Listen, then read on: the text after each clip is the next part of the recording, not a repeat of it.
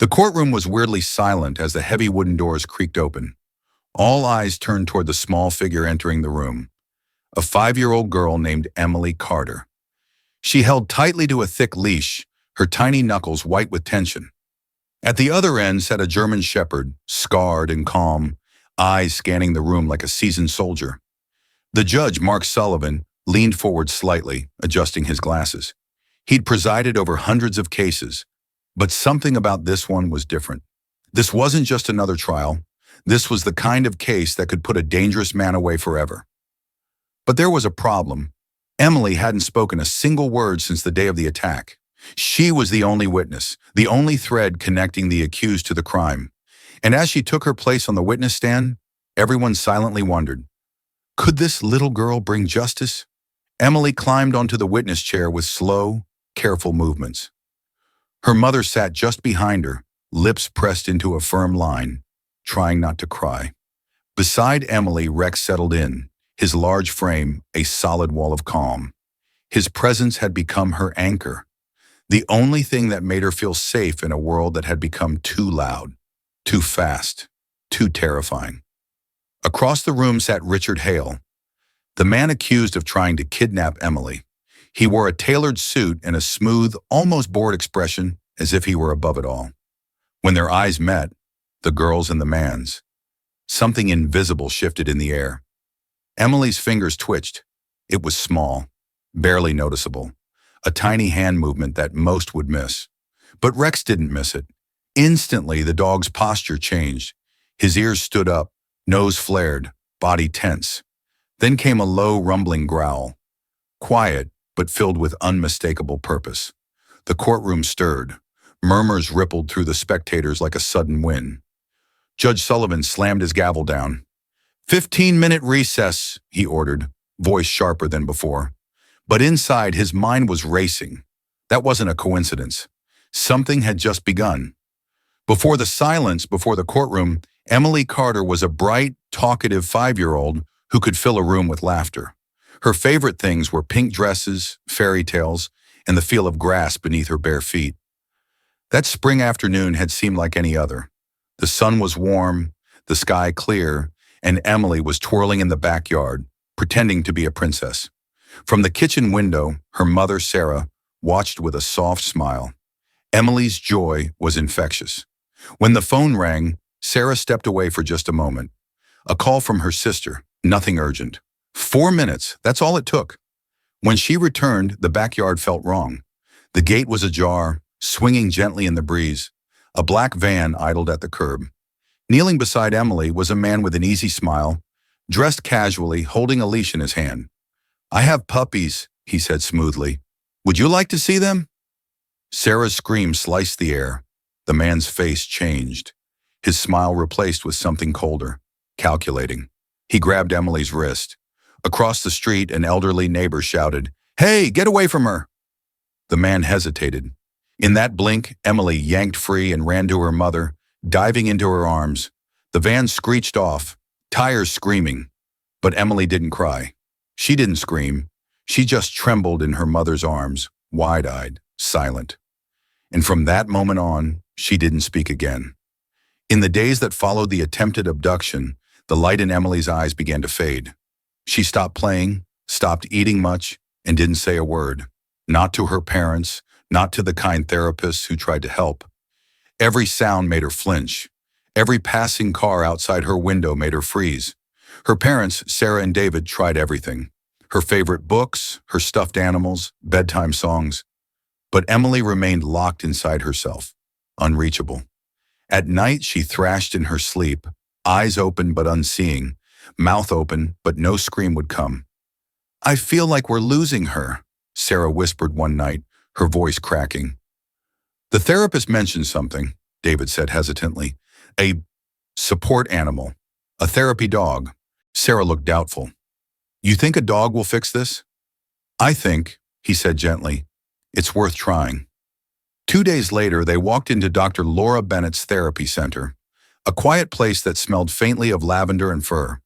There, waiting quietly by the window, was Rex, a retired police K-9 with a jagged scar across his side and eyes that had seen more than most humans. He didn't bark. He didn't move. He just watched. And Emily watched back. The first meeting between Emily and Rex was quiet. No one expected miracles. But as Laura knelt beside the little girl and introduced the scarred German shepherd, something subtle shifted. Rex didn't approach. He simply sat, still, calm, waiting. Emily peeked from behind her mother's leg, eyes locked on the dog. "You can hold out your hand," Laura said softly. "If you're ready, he'll come to you." Emily hesitated. Then slowly, she stepped forward and extended her tiny fingers. Rex took one step, then another, until his nose brushed her palm. She didn't flinch. Instead, her hand gently touched his fur. From that moment, they were inseparable. At home, Emily would sit beside Rex for hours, her fingers tracing the scar along his side. She still didn't speak, but her eyes seemed brighter. The nightmares came less often. When they did, Rex would climb onto her bed and lie beside her, breathing calm and steady until she drifted back to sleep. Then one quiet afternoon, as Rex completed a trick Laura had taught him, Emily's lips parted. "Good boy," she whispered. The room froze. Sarah gasped. Tears welled in her eyes. It wasn't just a word. It was hope. The courtroom was full when the trial resumed. Cameras weren't allowed, but the tension was electric. Every journalist, every onlooker leaned forward in anticipation. On one side sat Richard Hale, calm and collected, his fingers drumming softly on the table. On the other sat Emily, cradled between her mother and the loyal presence of Rex. Judge Sullivan cleared his throat. "The court will now hear the child's testimony." Immediately, the defense attorney stood. "Your Honor, the presence of that animal is prejudicial. The jury may interpret its behavior emotionally." The judge didn't flinch. "The dog stays. This child deserves every protection this court can allow." Emily was guided to the witness stand. She didn't look around. Her eyes stayed low until she felt Rex press gently against her leg. She reached down and gripped his fur. Jenna Collins, the prosecutor, stepped forward with care. "Emily, you don't have to speak. You can nod, point, whatever feels okay." A pause. Then Emily lifted her arm and slowly, firmly pointed at Richard Hale. Gasps echoed. The defendant's expression barely changed, but his jaw tightened. His eyes flickered. Emily's hand moved again, just slightly. Rex growled. Low, deep, director, and everything stopped. Judge Sullivan sat motionless, his gaze locked on the dog. That growl hadn't been random. It wasn't fear, it was recognition. He leaned forward. "Miss Collins," he said slowly, "has this dog had any prior contact with the defendant?" The prosecutor blinked. "Not to my knowledge, Your Honor." The judge's brow furrowed. Something wasn't adding up. Across the room, Detective Jack Monroe stood quietly near the gallery entrance. He'd seen this kind of response in trained K-9s before. Not a reaction to stress, but to a scent, a presence. Collins whispered something urgently to her assistant, who bolted from the room. Minutes later, new forensic reports arrived. Soil samples from Hale's van, previously deemed insignificant. But now, they matched a remote woodland area. Government land, rarely visited. Sullivan's voice rang out. "This court will recess for 24 hours. Pursue the lead." No one said it aloud, but everyone in the room felt it. The dog had remembered something they hadn't. The road to the cabin twisted through dense woods, sunlight barely cutting through the tall pines. Detective Jack Monroe sat in the lead vehicle, his instincts coiled tight. Beside him, Rex sat alert, ears forward, body tense. This wasn't a routine check.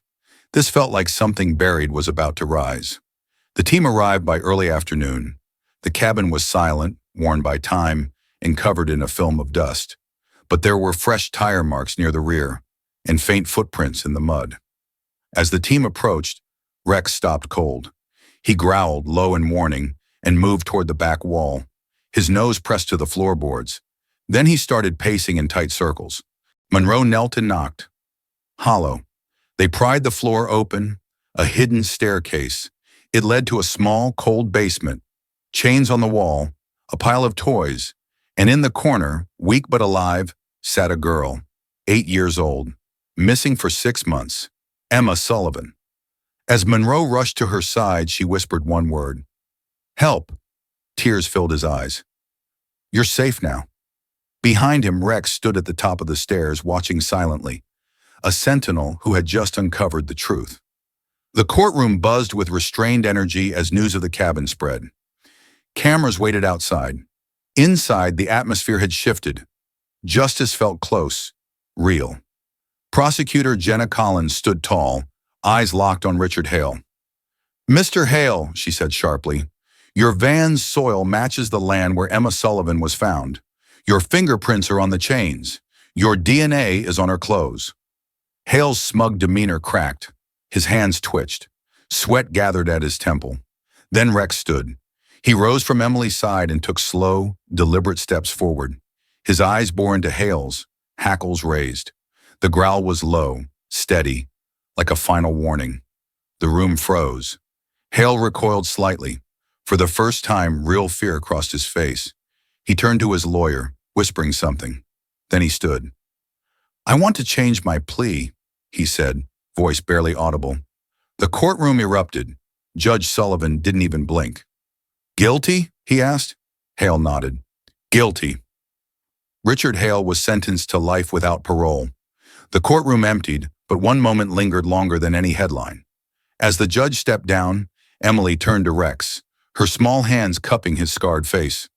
Thank you, she whispered. Her voice, soft but steady, echoed louder than the gavel ever had. Sarah and David wept quietly behind her. Their daughter, once silent, once broken, had found her strength again, not through therapy alone, but through trust, through loyalty, through a dog who never left her side. Some heroes don't wear badges or robes. Some simply walk in, on 4 legs.